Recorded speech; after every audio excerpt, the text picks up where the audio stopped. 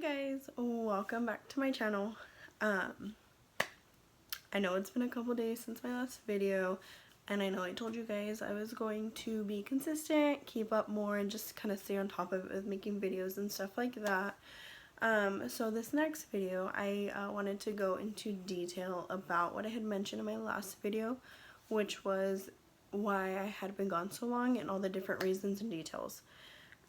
So first, I just want to start off by saying I apologize. I know my glasses have like a glare on them. I didn't get the anti-glare. I don't know why. I should have. But I just didn't think about it at the time because I'm like, when am I really going to get a glare? Like, how often is a glare really going to happen? And now that I'm here, I realized how much I see the glare. Like when I'm taking selfies and, specific, views, angles, that kind of thing. So didn't realize how important it was until recently, but yeah. So anyways, couple main reasons on why I had been gone so long. Honestly, the main reason was around that time. I don't know the exact time frame of how long I stopped before this incident happened, but it was the beginning of November. My son was in a car accident. He was only 6 months old at the time. I went to a barbecue today, guys, and I was out in the sun for a little bit. Look at this. I did not realize I got sunburned. I mean, I thought my arm was a little bit red, but I didn't really think much of it until this. So this is what happens when you're light skinned, guys. You just get burnt anywhere you go. Burnt. It was nice and sunny today. However, there was lots of wind. Like, I was like, no big deal. I even went and bought sunscreen, but for my son, because he's so light skinned too. So I worry more about him. But for me, I was like, oh, it's fine, no big deal, but apparently not. So yeah, light skinned people props. But anyways, around that time, beginning of November, my son was in a car accident. Details of that, I was at work, and my son and my fiance were on their way to come and visit me at work, and so it was going to be my lunch break. So they were coming to visit because he didn't go to work that day for whatever reason. And so on the way to work, well, when it was my lunchtime, like a few minutes, probably like 10 minutes before that, I was like, oh, somebody needs to get their brakes done. Gotta work on that. Probably like 10 minutes before my lunch break, I was like, oh, where are they? He would have texted me that he's on his way. So me over here thinking like he's just still asleep, like, because he falls asleep, but when he falls asleep, like, I feel like he's out for a while. And I missed all this hair in my ponytail, like all of it, just this really big, really long, just the style. Anyways, so I thought he was asleep. I thought he just kind of was knocked out with the baby. They were tired. So I was calling him, and I called him like 3 times. He didn't answer. So I was like, okay, he's on his way. And then he's usually always there by my lunchtime, or at least text me and updating me like, hey, we're almost there, caught traffic, anything. So when my lunch rolled around, I was like, nothing. FaceTimed him, nothing. Called him, nothing. I was like, okay. So then I just went on my lunch, and then I got a call. It was from some random number, and I don't really like answering random numbers just because you guys know there's been so many scams going around, like where they'll call and all this stuff, and it's annoying. So I don't answer random numbers.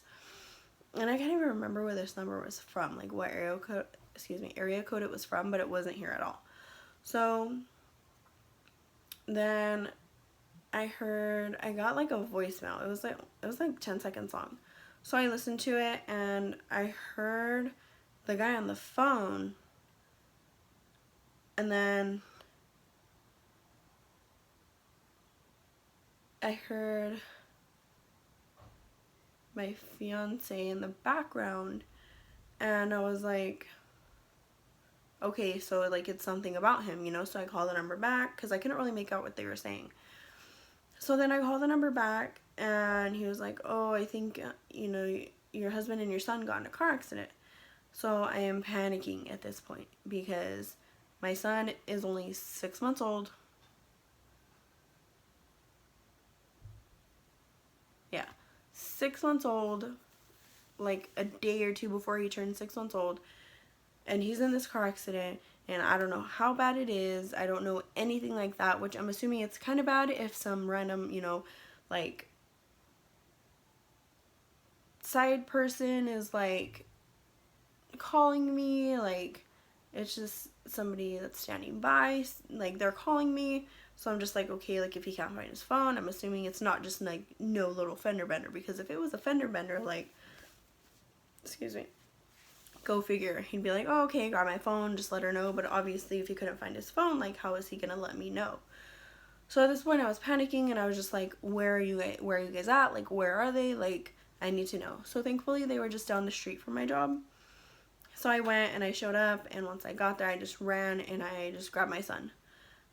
Because some lady that had not witnessed the accident, but just saw like the aftermath and knew that there was a baby in the car, she was holding my son. So I went and I grabbed him, and I took her from him, and I told her thank you. And I was just so frustrated because, like, the other party, like, didn't even come to check up on my son, like, check up on anybody, when in this case it was their fault because they ran a red light and then they hit, you know, the baby in the car and all that stuff like that. So I was already frustrated about that. But anyways, my fiance was in pain, so then we had to take them to the hospital. Took them to the hospital, got them all checked out. They were okay. My fiance was just like having like upper pain here, so we just wanted to get that checked out and stuff like that. Just to kind of give a little bit more background details, they were driving, the other party had like a really beat up old minivan. I like to call it the Lamar van, because if you guys know like Kendrick Lamar and stuff like that, you guys will know. So yeah, they were driving the Lamar van, and my fiance and baby were in the Audi, which it was a newer Audi. It was a 2014 Audi A4. So the whole front was smashed in, like, bad. And what had happened was, I guess they were going straight, and somebody was coming, they came from the side, and I guess they had kind of hit them from, I don't know how, because the two cars, like, by the end of it, they looked like they were just, like, head-on collision. But the other party came from, like, the side, and I think, like, hit the back, and then they spun, and then, like, hit him in the front. I don't know how. It looked crazy. Like, if you were to see it, you just think, like, they just, like, head-on hit each other. And the cops were also not able to determine who was at fault, which, unfortunately, there weren't any cameras at that light, so nobody was able to determine whose fault it was. You know, obviously each insurance fights for their own parties and stuff like that. So at the end of the day, it ended up just being like each insurance covered their own, and that was that. So it was a really big accident, and just kind of from that time since the accident took place, things just honestly kind of just like went downhill, like between the car, and it just caused so much stress, and it just caused so many other things. Like, I feel like at that point, that's kind of when everything kind of decided to like go downhill between me and my son's dad. I just feel like it was an overload of stress of trying to figure everything out, because we don't live with like our families or anything. We live on our own. We have our own place. So it's like trying to maintain our household, but then also figure everything out with the car, because obviously we didn't have a car. Well, one of the cars. We still had my car, but we were just, you know, one car, and he works out of town about 20 minutes away, and it was just like a big thing. Like, we have kids, you know. So it was really hard. There was a lot of stress there. So I feel like once that took place, like the accident and everything with it, it just kind of like made everything harder for me to focus on YouTube and making any videos, thinking of ideas, anything like that. So that was one of the reasons. Another big reason I stopped, I'm just going to make it short, sweet, and simple. School. School was getting very hectic. It was a lot on my plate. Like, I had quizzes due weekly, assignments due weekly, tests along, after the quizzes, I still had tests to do. I had papers to write. Like, I had so much to do. And I work Monday through Friday. At that time, I was working 10 to 6:30. So I would get off. Then I would have to go. No, I just came straight home. But anyways, I came straight home, and the kids still had to be fed, showered. I still had to try to spend time with them. Like, obviously live my family life. So I tried to do all that, and then after that, obviously I had to do, like homework, and I had to study because for my future and everything, like I want to be able to provide a whole lot more than I can right now for my kids. And I was like, you know what, I gotta make it through school. And it just got so tough, and I tried to push through, and told myself it would get better, I'm gonna get this. And the field I was in, which was cybersecurity, it's nothing simple, guys. Like, it's a lot of dedication and a lot of studying, and especially because my schooling was online, like, that alone is something you have to motivate yourself to do. So that, and having such a heavy subject to study, like, with a lot of information, it was very hard. Don't get me wrong, it's a good field to be in. However, at the end of the day, I just feel like it wasn't for me. I feel like I was more behind the money it was going to make me and how technology is the future. I was like, that's the perfect thing, because I have my associates in criminal justice. So I was like, hey, criminal justice, technology is the future, computer. So I was like, okay, cybersecurity. That ended up not working out. A couple months ago, I stopped going to school because I wasn't able to maintain my grades. It just got a lot harder and harder, and trying to have a family and raise children and focus on a future when you're not physically going to school is pretty hard. It's doable, guys, don't get me wrong, but it was just a lot for what I was studying. So my plan now is to go back to the school I graduated with my associate's degree in and get my bachelor's in criminal justice so I can pursue being a probation officer, because that was always my original goal in the beginning anyways. I guess I just kind of sidetracked a little bit, but now I'm ready to hop back on board. I was really hard on myself, and I was like telling people like, oh, because I'm a college failout, and people are like, stop being so hard on yourself. And I'm like, it's hard because I hold very high expectations for myself, because I have two children that are looking up to me, and I'm supposed to be the person that shows them like, hey, this is how you do life. You do it and you get it done, and you do it because you have to. So I was really hard on myself, but now I'm a little bit more accepting. However, that's not stopping me. Like, I'm still like, okay, that didn't work out. What's the next plan? What's the next step? I'm going there.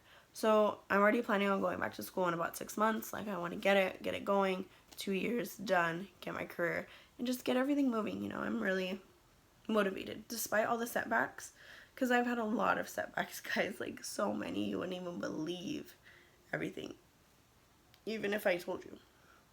So had all those setbacks, and now I'm just like, it's one after the other. Like, I feel like they never stop.